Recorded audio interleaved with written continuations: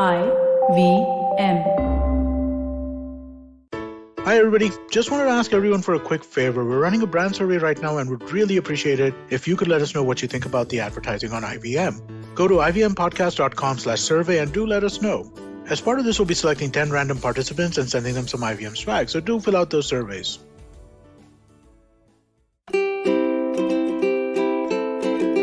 Hello and welcome to the Habit Coach podcast. I'm Ashdin Doctor, your habit coach. And today in the hot seat, we have Mr. Anonymous. He's requested that we keep our name anonymous, so we're going to do that.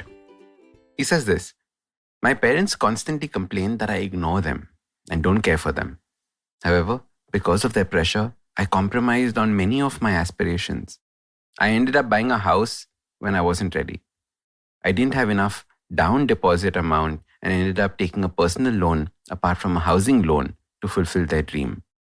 This on top of an education loan and another personal loan that I had already taken a few years ago. Today, I have no money that I can spend on myself or for myself since every penny goes towards these EMIs. There's my sister's wedding, which they expect me to fund, and I don't know where I can get money from. I try hard to not let that constant complaining affect me, but it's hard. I know I can't change them, but I want peace of mind, without which my performance at work is taking a hit, and I'm worried about losing my job if this goes on. How can I deal with this? I need to change myself to handle them. Thank you in advance. So, Mr. Anonymous, there are 3-4 things that require unpacking. There is clearly one big insecurity in your life, which is the financial insecurity. And that I think we can discuss towards the end of this episode because it's very, very important to get your financial habits in place. And we'll discuss that. But there are 2 other bigger ones that I want you to start focusing on. The first one is I want you to start learning how to say no. Clearly, that is an issue that you have. Because otherwise, why would you have been put into a situation where you're living somebody else's desires and dreams, right? So learning how to say no to people is a very, very important skill set. I would say it is one of your essential tools that should be there in your toolkit. Because when you learn to say no, what you're basically saying, and what is the essence of saying no, is that you're saying yes to yourself. You're saying yes to something that is important to you. You're saying yes to something that is going to create a good future for you.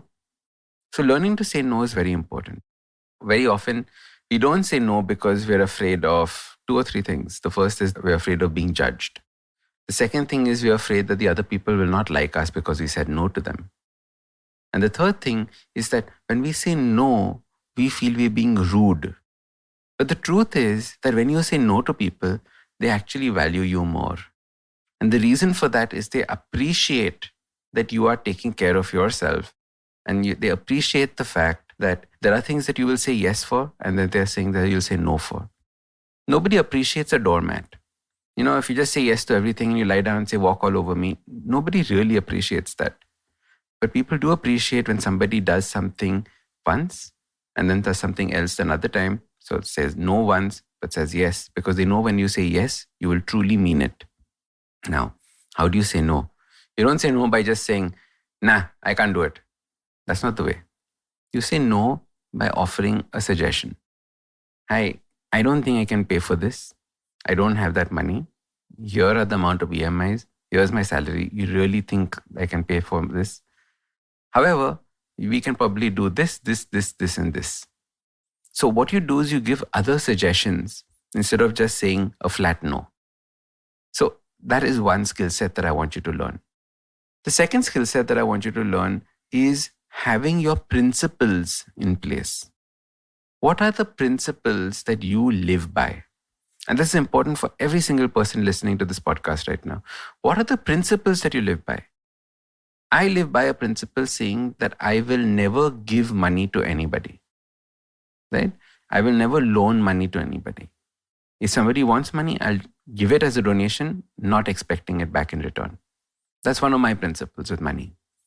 Maybe another principle of money is that I will never buy or take a loan on something that does not have an appreciating value, which means that something that is not an asset. So a house asset will appreciate over time. Personal loans typically don't, right? If you took a loan to buy a car, that's a depreciating asset. So it is not something that is going to increase in value. Avoid it at all costs, especially for a loan, because then what you're doing is you're just basically burning up money. Now, similarly, I want you all to have principles around money, principles around your relationship with your parents, principles around relationships with your siblings, principles with the way that you work. So, for example, a very key principle is that when you enter your office space or when you log on to your computer, principle of everything else that's going on in your life switches off, because now you're completely focused in what you're doing, meaning you're not thinking about anything else. Right now, the most and only important task is the job that you have at hand. Imagine that as a principle. You think then you would have issues with work and your mind wandering at that point of time? No. So creating these principles consciously is very important. Very often we create these principles unconsciously. We don't think about them. We take life and we say, okay, let's see what happens. Dekhte hain. And that's when we end up in this situation. You have, I think, about 5 loans. And imagine that. I can only imagine the stress that you must be going under. Where are you going to get the money from? Imagine if you lose your job. Where is that money going to come from? I don't want you to ever put yourself in that situation again. It is a very scary situation. And I know friends of mine who've done this, where they have 4 credit cards and they keep rolling from one to the next, to the next, to the next, to the next. I don't know if you have credit card loans as well, because that's a separate thing altogether. Don't get yourself into these situations. People are listening to this and have just started earning. Don't put yourself into a situation where you are spending more than you are creating or spending more than you are receiving. This is another principle of mine. I think I'd done a podcast a while back, which was a very controversial podcast. It was on why it's a crime to be poor. And I think it's a very important aspect, because what we discussed there was something very important. We said that whenever you are spending money, it means that you're taking value from society. Whenever you're being paid for something, it means that you're increasing value for society. So if you're constantly taking value from society, it's almost like, there's an element of stealing, especially if you're taking more than you have the ability to pay for. So always understand that there's a balance between what's coming in and there's a balance between what's going out. What are the things that you can do to increase the balance of the stuff coming in? So for example, paying for classes or workshops or courses that are going to help you increase the amount of salary that you'll get from your job, fantastic. Those are the kinds of things you should spend money on. Buying the latest phone, if you don't have the money to buy the latest phone, don't. There's a very simple rule of thumb. If you can't buy something twice, don't buy something once. That means if the phone is so expensive that you couldn't buy it twice, like if an iPhone costs like $125,000 and you can't afford it like $250,000, don't buy the iPhone. Okay? So I think it's very simple. Creating these principles in our lives help us get out of these kinds of situations. Actually, they don't help us get out of these situations. They help us not get into these situations in the first place. Now, the third part I wanted to talk about, which is what to do with your EMIs, what to do with your financial habits. You need to learn and realize and stop hoping and wishing that for the rest of your life that, how am I going to spend money on yourself? All these EMIs that you're paying are technically money that you spent on yourself only. I know that in your head said that this is for my mother and this is for my parents and they have told me to do this and they have told me to do that. But the honest truth is that they can't force you to do anything without you wanting to do it yourself. And you paid for those EMIs because you wanted peace of mind. These EMIs gave you that peace of mind from them complaining and telling you about this, telling you about get a house, telling you about get an education, telling you about sister's marriage. You paid for that peace of mind. So technically the money that you're spending in the form of EMIs right now is technically money that you spent on yourself. This is the truth. Now, if you want to make a change, what you have to do, make sure all the EMIs are paid for and then start creating your life.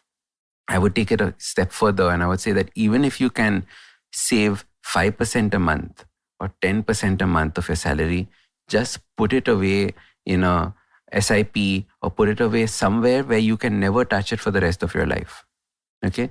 That is your nest egg that you're creating. That is the investment that you're creating. That is the value that you're creating. That is the payment to yourself that you're creating. All these things are very, very, very important. Even if you have EMIs, make sure that you pay yourself first. Make sure that you can take out money and continue paying your EMIs. If it involves maybe you don't go on a holiday for the next 2-3 years, perfectly fine. This is more important right now. Okay? That's the way that I would think about this.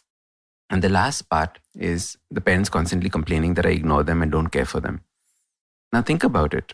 Maybe you are resenting and holding all this as a grudge towards them. Maybe that is affecting the relationship that you have with them. If you accept that all you did with the money and the EMIs and all of that has happened in the past, there's nothing you can do about bringing it back. It's done. Now you have to create a relationship with your parents moving forward. What would that ideal relationship be like? Without holding a grudge against them, saying that you all made me do this. No more victim mentality. We are in charge now. We are in charge of our emotions. No one can make us feel big. No one can make us feel small. Once in a while, of course, we all slip up. But on the whole, we are in control. And that is the way that I want you to start feeling. So there's a lot to unpack here because, like I said, this is a very interesting predicament. And think about it in these 3-4 stages. What are your principles? What are the things that you're going to do to practice saying no to them? How are you going to take care of your financial habits? And more importantly, how are you now going to create the relationship that you have with your parents? You can't stop them complaining, but you can stop yourself from being affected by their complaining. Because you can show them love. You can show them care. You can show them affection.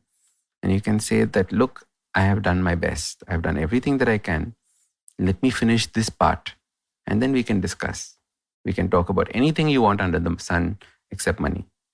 Create rules. And then you will see the relationship growing and becoming better. I hope this helps. The reason why I took this particular question for the hot seat is it had so many different parts. And I know many of us might be going through different aspects in our life that could resonate with each of these parts. So think which one resonates with you the most and say, I'm going to try this out. Maybe it's the principles part. Maybe it's the learning to say no part. All these are very, very important. And especially people who are just starting to get a salary. Oh my God, learning how to manage your money and how to pay yourself first is the most important. Immediately before you can touch your money for spending anywhere, take out 10% and put it in something. Invest it in something. See a difference, see a growth. And remember, you're building the rest of your life. And without money, there is no peace of mind. Genuinely, our financial habits are one of the most important habits that we need to have. All right. If you want to be featured on the next Habit Coach Hot Seat, send us a message. We have a link in the podcast description below. Click on that. It'll open a Google form. Fill it up. Give me as much description as you possibly can about what you're going through. And I'm going to answer it on the hot seat. See you next time. Usually in a podcast, it's me who speaks to you and you who listens. But I've been seeing your comments and it's time. It's me listening to you. Following the overwhelming success of this podcast, the good folks at IVM Podcast Network have decided to come up with a Kannada adaptation of the show for those who prefer listening to it in that language. Do make sure you let your Kannada-speaking friends know about this as well. If you like this podcast, don't forget to check out other interesting podcasts on the IVM network.